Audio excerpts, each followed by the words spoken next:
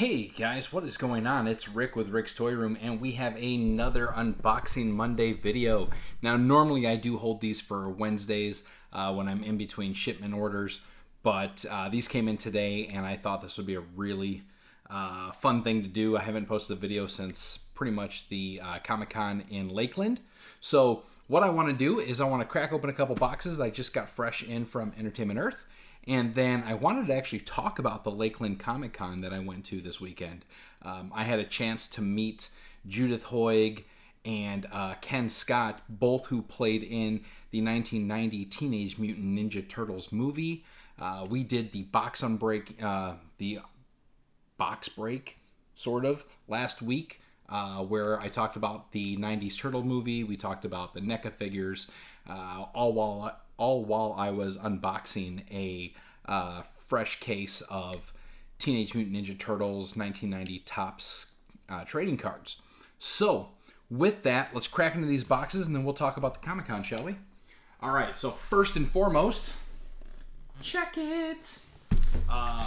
A complete, fresh case of comic cover Funko Pop Stan Lee. Yes, Stan the Man.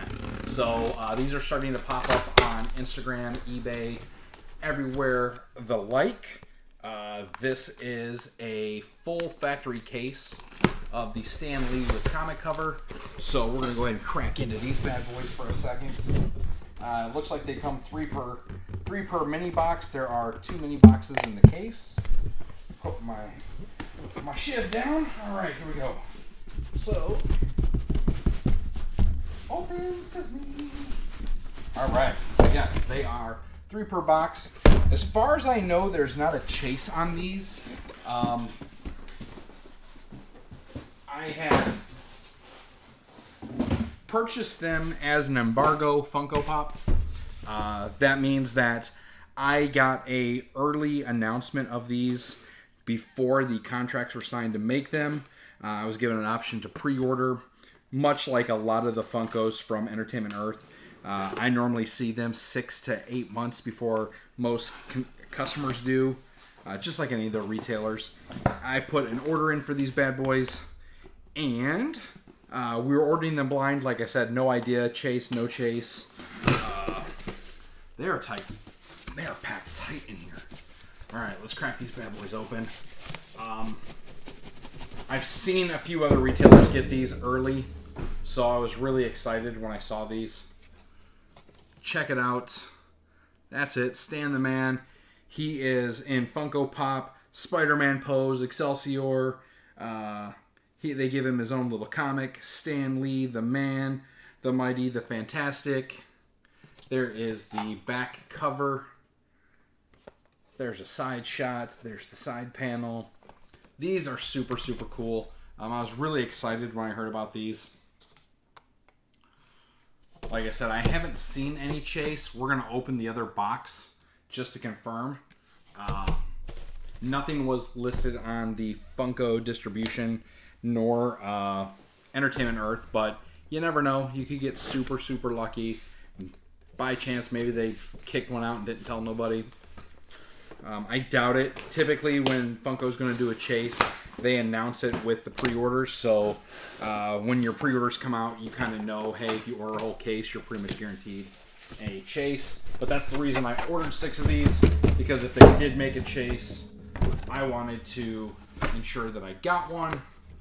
And it does not look like there are any chases with Stan the Man. So, no harm, no foul. They're still a super cool Funko. I will have them listed up on the website tonight. So that are those. Let's talk about the Comic-Con. So I said I was going to talk about this. I was not a fan of the Comic-Con in Lakeland. So honestly, this was, according to their website and Facebook, it was the 5th year of the Comic-Con. Now, I've been to big Comic-Cons, I've been to small Comic-Cons, everything in between. I mean, I've gone to San Diego, I've gone to New York, I've been to Wizard World, I've been to C2E2. I was there for C2E2's inaugural first year. And like I said, I've seen big ones, I've seen small ones. I was kind of disappointed. I mean, the fact was that I got there and the floor opened at 9:45 for VIP, 10 o'clock for general admission. There was no big line to get into the parking, which, okay, that doesn't mean anything. I got there about 9:30. I'd pre-ordered my tickets for the entire weekend. So you just had to go to registration, show your pre-order. They gave you your wristband. There were not a lot of people there. I mean, from the time that I parked to the time that I got my wristband to be able to get into the exhibition floor, 5 minutes. Now, most people are like, yo, that's awesome, right? The problem with that is that it kind of gives you a predisposition for what the show is going to be like. They did it in the RP Funding Center. Now, it was a lot smaller than I anticipated the building to be, just because the way that you always hear about the RP Funding Center, it just always sounds like it's this giant place. It was not very big. They did part of the show floor on the arena floor, and I mean, the floor only held 2 rows of exhibitors. The autograph section was kind of done on the outside of the arena. It was set up kind of like a small hockey arena, so it was like curved on the edges. Like Judith Hoig and Ken were stuck kind of in the corner, and their signature booths ran right into another dealer table. So like when the line got big, they had to try to like wrap us around the corner. It was bad, man. I mean, I don't know. It's not like the con itself was bad. I just felt that it was very small. The venue was a lot smaller than expected. They had split it up into multiple areas of the arena. So like the main arena floor, you had basically 2 aisles. You had a center aisle of dealers. You had an outside aisle of dealers. And then you had autographs in the corner on the end. And then you left the arena floor and you went to one of the other panel rooms, and it only had room for about, I would say 7 rows, maybe 8 of dealers, and each row only held 4 to 5 dealers. They had some of their autographs and some of their like host in the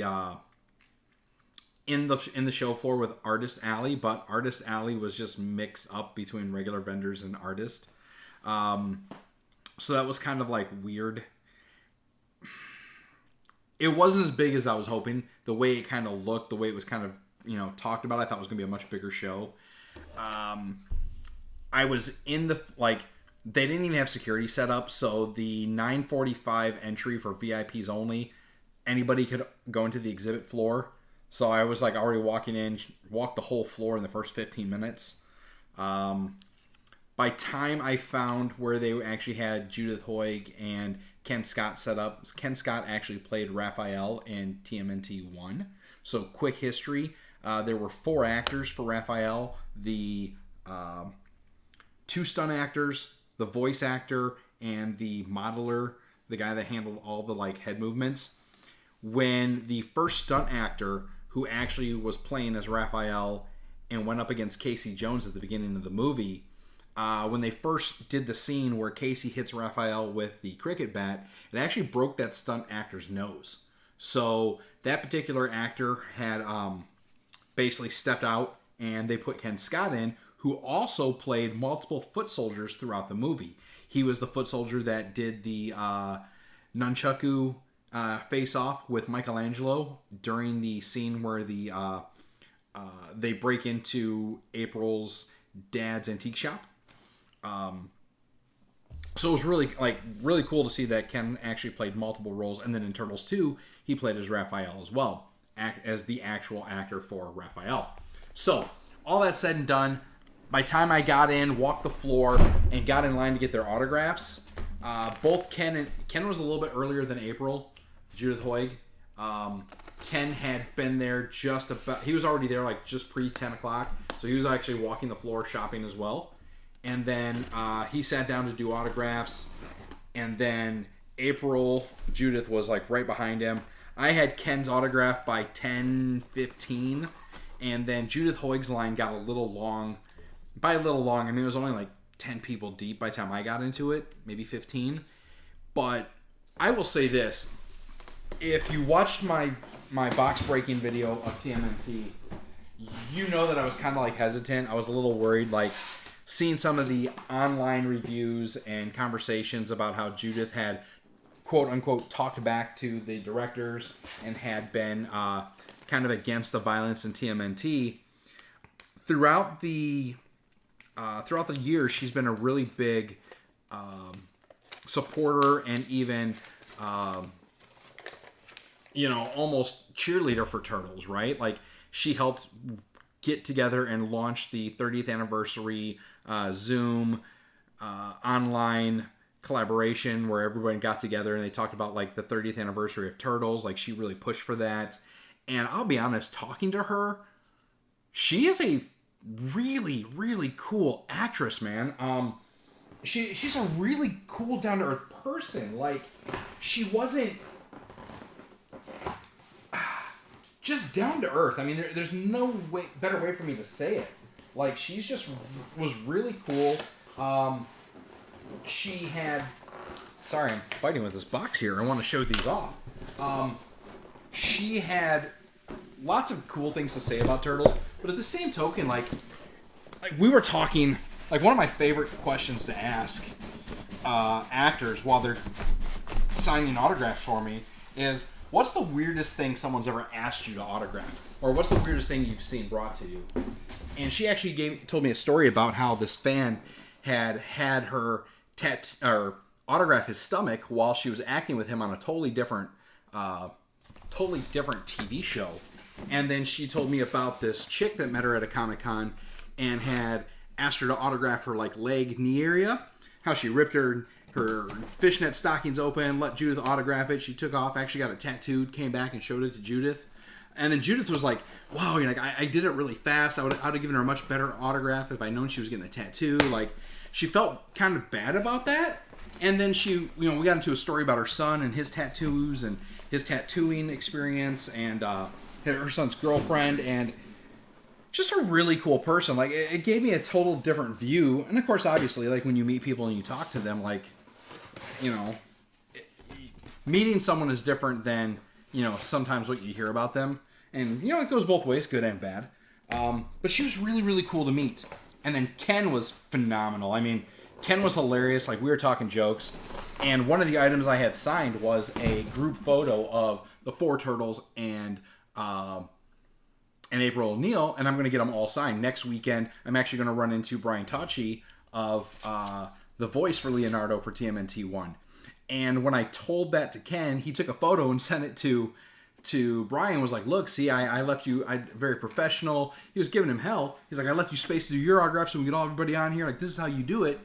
And I was like, oh, you know all the like, you keep in touch? He's like, no, but me and Brian are really good friends. And I was like, well, tell me something embarrassing I can bring up to him when I go get his autograph next week. And he's like, yeah, no, I can't do that. He's like, but I got really good stories. So Ken was awesome too. Like, very rarely have I ran into any actors that have had an attitude or were kind of bitter about doing autographs. Check this monster out. Star Wars The New Hope, Funko movie poster, Luke Skywalker with R2-D2. This beast. I wasn't going to keep these. These are super, super big. But dude, I'm a Star Wars nut. Y'all know that. I started my collecting with Hot Wheels and Star Wars. It has obviously grown through to G.I. Joes, Masters of the Universe, Transformers, all the things. These are awesome. Here's the back with the movie poster. Phenomenal. But yeah, man, so that was today's shipment. I'm going to have these up online as soon as I'm done with this video, as I always do.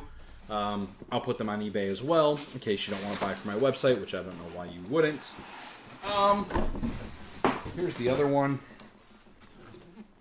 Ta-da! Man, these are cool.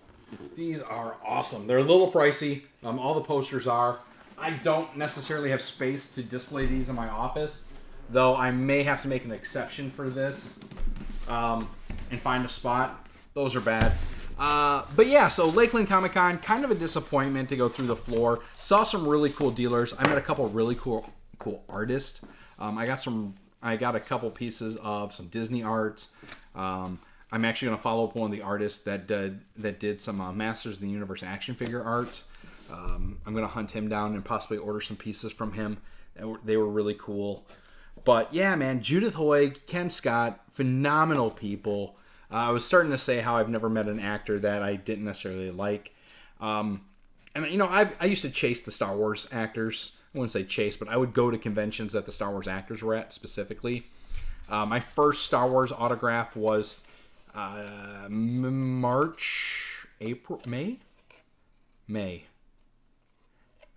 April or May of 2000 for the very first Disney Star Wars weekends at MGM Hollywood Studios. I met Peter Mayhew, jumped right off the plane, went right to Hollywood Studios, got right in line. That was before they did like the Fast Pass for guests.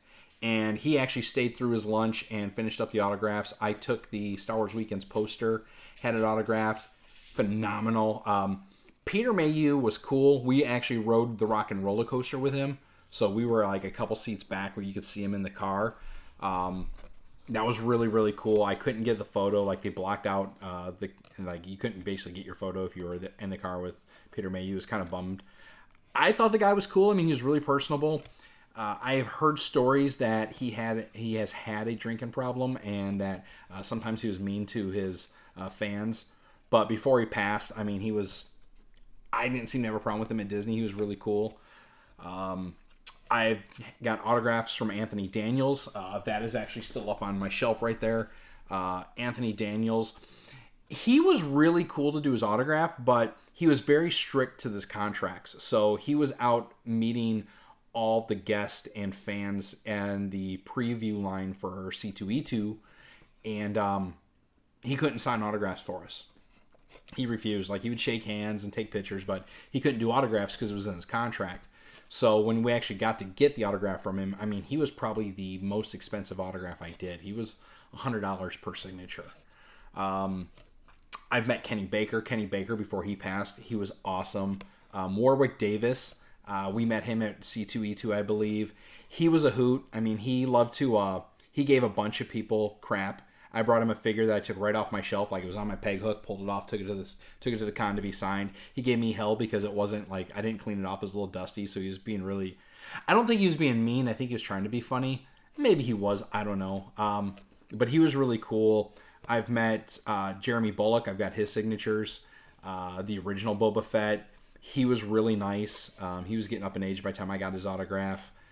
I think the worst autograph I've ever gotten had to have been Mark Hamill.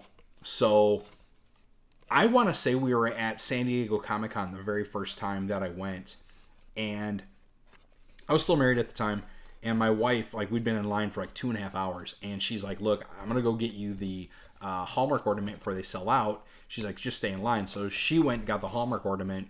She was able to like get both Hallmark ornaments and get a couple other exclusives, which if you've ever been to San Diego Comic-Con, that is hard to do. Like, that's, like, those lines are long. She was able to hit like 3 exclusives and get back to me before I even met Mark Hamill. And he wasn't even there yet. He turned around, he showed up like 2 hours late for his signing. Honestly, I think he might have even been drunk. I mean, he just sat down, he just started signing autographs, slapping them, getting people out of the line. You know, I was like, hey, Mr. Hamill, you know, huge fan, love all your work, love you as obviously Luke Skywalker, love you as the Joker. And he was just like, cool, next. And like, he was probably the rudest. And seeing him though, like doing other interviews, like he seems to have embraced it or has gotten better with, I don't know, but like he was just in a really foul mood that day. I've met Martin Kaliba. I've got his autograph on the wall. He was one of the dwarfs or midgets in Pirates of the Caribbean. He was cool as all get out. He was hilarious. Carrie Fisher was phenomenal. I've got 4 or 5 pieces autographed by Carrie Fisher. Super, super sweet. The lady in front of me had cut her finger while she was trying to get her poster or something out to get signed. Carrie stopped the whole line, dumped her purse on the table, had to find her a Band-Aid, Band-Aid the girl up. Like, she was super, super cool. Sean Flannery, and I can't think of his name right now. But the Boondock Saints, those guys were hilarious. They were super, super cool. Like, uber personable. I tried to, ask them if they were going to do part 3. They're like, hey, there's nothing been offered. But, Daryl yelled over to Deshaun. He's like, hey, want to do Boondocks 3? He's like, yeah, fuck it, let's do it. Those guys were super, super cool. I met the guy that did Rufio. He was awesome. He was great. Like, he gave us all kinds of grief about how old we were and getting autographs. I met him, last year. There's pictures posted of hanging out with him and getting his autograph. Ray Park, who did Darth Maul and Snake Eyes, that dude's, again, phenomenal. These guys are just great with their fans, man. Ray Park, when I was getting his autograph, we were at one of the C2E2s, and he had a Cobra shirt on, but obviously he played Snake Eyes. He was super cool. Like, he had a great time signing some of my Snake Eyes figures, and then obviously being Darth Maul. During his panel, he had he'd like done some of the Darth Maul moves, like, super cool. Honestly, if you get a chance, Nathan Nolan, who did the voice of Nathan Drake, Nolan North, who did the voice of Nathan Drake in Uncharted, that guy was awesome. He was really, really cool to talk to and get his autograph. If you get a chance, go out, take the time, stand in line, wait, meet your celebrity fans, man, or meet your celebrity heroes. Like, these guys are awesome.